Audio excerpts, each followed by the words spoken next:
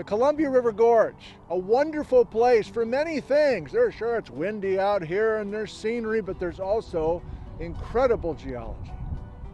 So many different kinds of things to look at that prompt so many questions.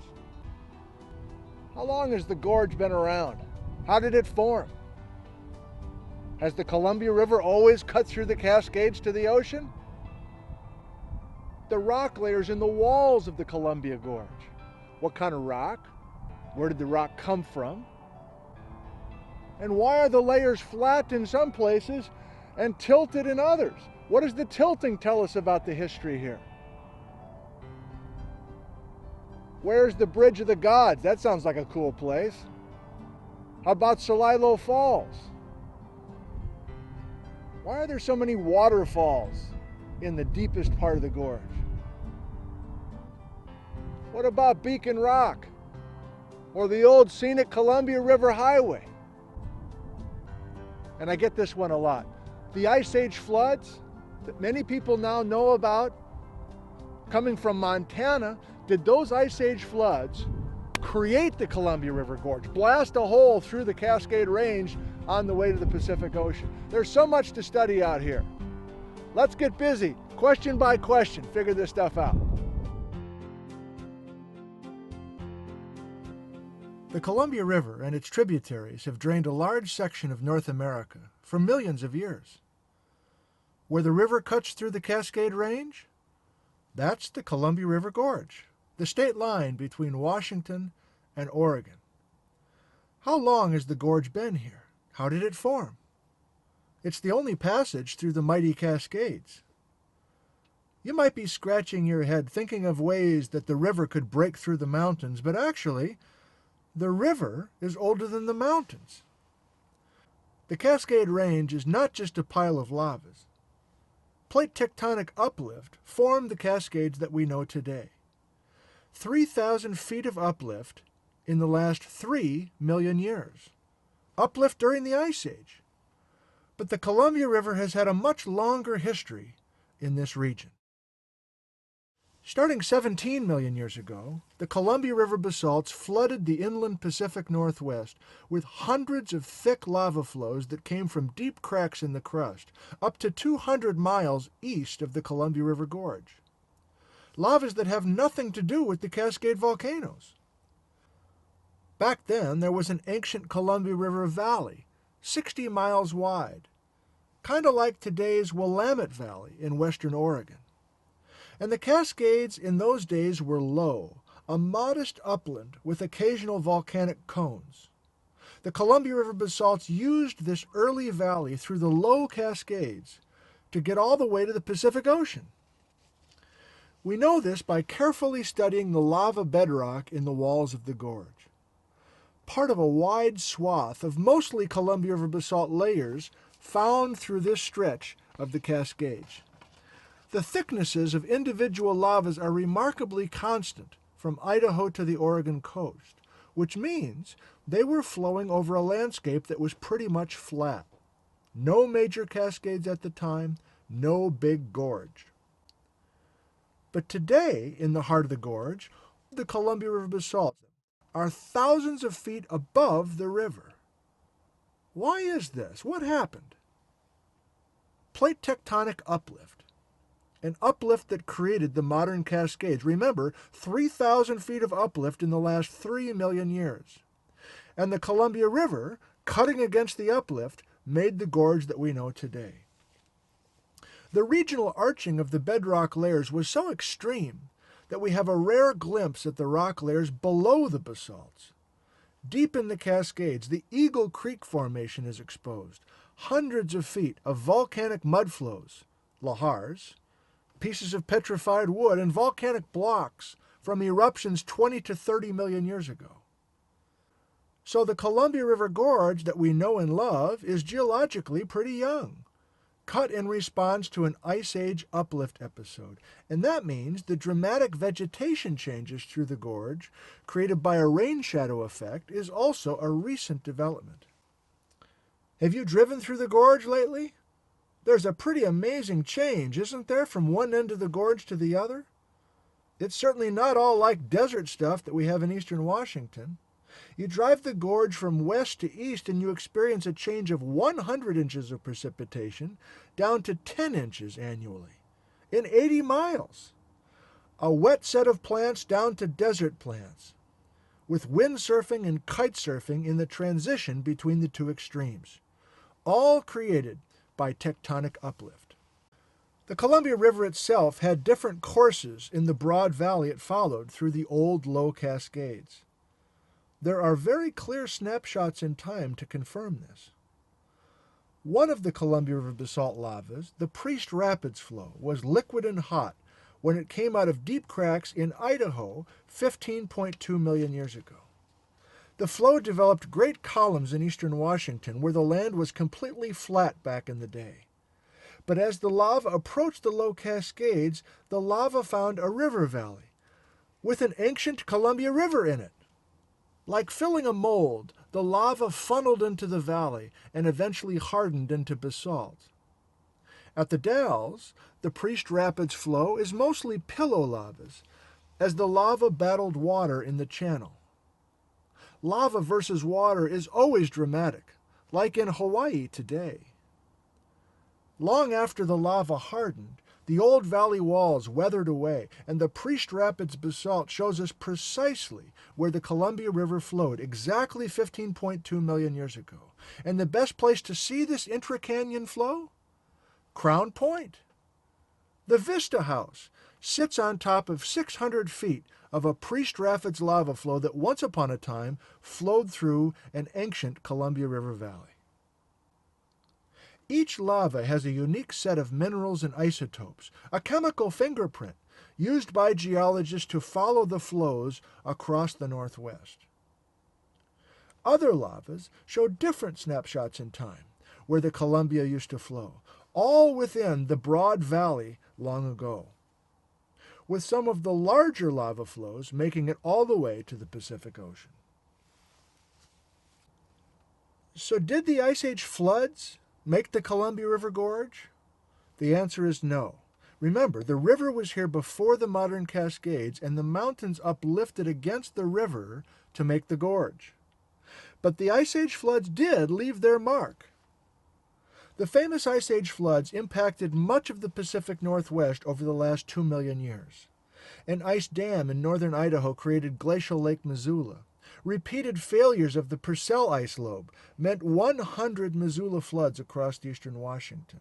And one truly impressive flood from Utah, the Bonneville flood, followed the Snake River in southern Idaho, cruised through Hell's Canyon, and entered the Columbia River at Pasco, Washington. A temporary backup, Lake Lewis, formed at Wallula Gap, the eastern gateway to the Columbia River Gorge. Every Ice Age flood passed through the Columbia River Gorge on its way to the ocean. The biggest floods through the gorge, an estimated 10 million cubic meters per second. That's 300 times greater than the largest historical flood on the Columbia River. The highest trim line at the Dalles is consistently at 960 feet elevation. And a bit downstream at Rowena Point, the floods really ripped into the bedrock. There's scablands here, like out in eastern Washington, classic features due to Ice Age floods erosion. The scablands at Horse Thief Butte are particularly impressive, giant potholes, and a basin and butte topography. And some of the largest floods overtopped a river-parallel ridge on the Oregon side. Giant flood bars were deposited, tons of rocks, dumped in quiet spots south of the river. Radiometric dates from material within the giant deposits means there's a long history of Ice Age flooding here. Not just floods since 18,000 years ago, which is the time frame usually presented to the general public. So did the Ice Age floods cruise through the gorge at maximum speed? And what's with all those tilted layers of bedrock? The tilted beds of the Columbia River Gorge are from plate tectonic forces applied to originally flat bedrock layers. But be careful, these tilted beds are not related to the Cascade uplift that we talked about earlier. Instead, the Yakima Fold and Thrust Belt, a family of folds and faults in central Washington, intersect the gorge. The crust of the Pacific Northwest has been slowly rotating clockwise for millions of years into a non-rotating northern Washington and Canada. The result? Anticlines and synclines, reverse and thrust faults, they all formed from crustal squeezing. Warps and cracks in the crust that formed after the Columbia River was established here. You want proof? The Columbia River makes an abrupt turn at Rowena and cuts right through the Columbia Hills anticline. You can't do that unless the river was here first and the ridges came second. In the middle of the Dalles syncline, a broad downfold, volcanic mudflows of the Dalles Formation are preserved. It's not all basalt around here. But here's a key point. The Yakima folds and faults have made narrow constrictions for the river to flow through. Wallula Gap was not the only choke point for the floods on their way to the Pacific. Many prominent valley constrictions exerted significant control on the Ice Age flood hydraulics. Wallula Gap, Rowena Gap, Bingen Gap, Crown Point. The water accelerated to 60 miles per hour at these bottlenecks, but just downstream from each constriction, giant flood bars composed of loose rocks that the floods dropped as the water spread and slowed. The whole town of Lisle, Washington sits on a flood bar downstream of Rowena Gap. The bar used to extend across the mouth of the Klickitat River. The Mosier flood bar sits where Ice Age floodwater diverted up a side valley. The town of Bingen sits on a huge flood bar downstream of Bingen Gap. And on an even larger scale, much of East Portland sits on a huge Ice Age flood bar downstream of Crown Point. Now, for all those questions about specific attractions in the gorge, iconic images of Native Americans harvesting and processing salmon at Celilo Falls, where can I find those falls, you say? Before they closed the gates on the Dalles Dam in 1956, Celilo Falls was a majestic place. When the river was low, Celilo had a sheer drop of 18 feet. In the reach downstream, narrow chutes were separated by large holes in the river bottom. Holes 130 feet deep, drilled by the Ice Age floods. That's 100 feet below sea level. The set of rapids, the Dalles of the Columbia, dropped the river 80 feet in 12 miles, and immense salmon runs fought their way up through the falls and chutes.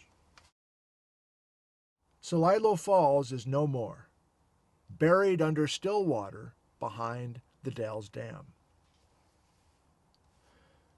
Downstream, where the river passes through the center of the Cascades, there's a very different reason that the river is choked down here.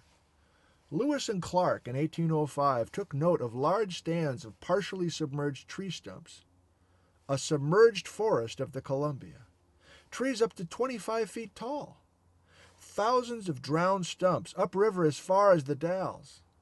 And Lewis and Clark were about to encounter a set of rocky rapids here, the Great Chute they called it, the Cascades of the Columbia. In this same spot, Native Americans spoke of a bridge of the gods, a legend of river crossing without getting feet wet, and not an ancient legend. Fathers voyaging upriver in their canoes without obstruction as far as the Dalles of the Columbia. What happened here? An enormous landslide, the Bonneville landslide. Part of the Washington side of the gorge slid down and buried the Columbia River channel with 300 feet of loose rock. The slide pushed the river a mile south towards Oregon, making a landslide dam 3 times higher than today's Bonneville Dam. And above the slide, impressive cliffs, the headscarp of the slide where the mountains split. Upstream of the slide, the river rose 40 feet. The Lake of the Gods extended tens of miles upstream. Today's Skamania Lodge would have been lakeshore property. The lake eventually overtopped the rock blockage and drained. After cutting a passage through the slide down to its current bed, the rapids first made their appearance. Lewis and Clark's Great Chute Rapids? Boulders from the toe of the Bonneville landslide, rocks too big for the river to flush through the gorge. Later in the 1800s, locks were built to negotiate the rapids, the landslide blocks. Today, the rapids, as well as most of the Cascades locks and canal, are underwater, drowned in 1938 by the reservoir behind Bonneville Dam. So what's the age of the Bonneville slide? It was before Lewis and Clark, right? Before 1805? Maybe the slide was triggered by the great magnitude 9 earthquake that struck all the Pacific Northwest on January 26, 1700. Tree rings were counted in cores from 50 living trees growing on top of the landslide. The result? Nope, not from the 1700 quake. These trees are as old as the mid-1500s. And radiocarbon dating from the submerged trees gives us mid-1400s as a confirmed date. So the Bonneville landslide, the Bridge of the Gods, they blocked the Columbia River around the year 1450 AD, more than 2 centuries before the Great Earthquake and more than 3 centuries before Lewis and Clark. So what triggered the Bonneville landslide and so many other prehistoric landslides on the Washington side of the gorge? The bedrock is the answer. 700 feet of Columbia River basalts overlie 900 feet of Eagle Creek Formation, layers of volcaniclastics and mudflows. All of those layers tilt south toward the river, a well-greased skidboard where rainwater penetrates the cracked basalts and concentrates at a clay layer. Landslides in the Columbia River Gorge are part of the past and our future. The layers still dip, the clay is still there, and it still dumps rain in the heart of the gorge. Continuing downstream, another familiar landmark, Beacon Rock. Hey, is this one of those inter-canyon flows? No. Beacon Rock is an 850-foot-high remnant of an eroded volcanic neck that's only 57,000 years old. Think today's Lava Butte in central Oregon, a volcano that formed in the middle of the river. Lava would dam the river on occasion, but the volcano was no match for the river. And back in the early 1900s, Henry Biddle built steps to the top. Walk your family up the center of a volcano. The glorious waterfalls in the gorge, Multnomah Falls and others. Why are there so many here? They are primarily the result of Ice Age cutting by the Columbia River against the uplifting Cascade Range. The gorge cutting prompted landslides from the Washington side to push the river to the south side of the gorge, which repeatedly undercut thick, stubborn, older Columbia River basalts. The Ice Age flood swept through the gorge on occasion to clean up the walls, but the waterfalls are really a direct result of tectonic uplift. After all of this geologic history, and after Lewis and Clark, European-based settlers began arriving. The Oregon Trail approached the gorge from the east, and the old Moody Road was a primary route along the southern edge of the Columbia River. The heart of the gorge lay ahead, a giant obstacle. How to proceed? The wagon trains decided, well, are we going to get wet by following the river? Or are we going to stay dry by climbing up and over the Cascades near Mount Hood? The Dalles up ahead became a major stop for the Oregon Trail travelers to ponder that question. Decades after the Oregon Trail, early steamboats cruised up and down the river. And then in 1915, the first successful highway to cross through the Cascade Range, the Columbia River Highway, was constructed to harmonize with the beauty of the gorge. Graceful sets of curves, separated by viaducts, bridges, tunnels, all faced with natural stone, worked by European masons. A brand new Vista House presided over an amazing landscape suddenly accessible by automobile. With the grand opening of the highway in 1915, a young geologist, J. Harlan Bretz, was hired to write a roadside geology guidebook. His first taste of deposits and landforms that got him thinking for the first time about huge floods of water from a then unknown source. A controversial topic that initially brought him scorn and ridicule, but eventually brought him fame and acceptance worldwide.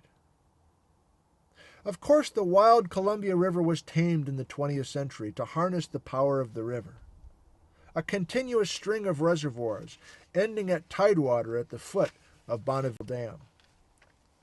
Today, the Columbia River Gorge National Scenic Area, with the Discovery Center in its hub, is famous for its hundreds of hiking trails and gorgeous wildflowers. The National Scenic Area designation allows for preserving the scenic quality by regulating land use and development and through property acquisition. All of this geology has forced barges, salmon, railroads, and highways through this narrow slot through the Cascades. Geologist Jim O'Connor has devoted many years to advancing our understanding of the geology of the Columbia River Gorge, and his work is not done. By dating various young lavas that came into the gorge at various elevations, like the pillows in the freeway road cut just west of Hood River, we can improve our grasp of the timing of the Cascades uplift and the river's downcutting.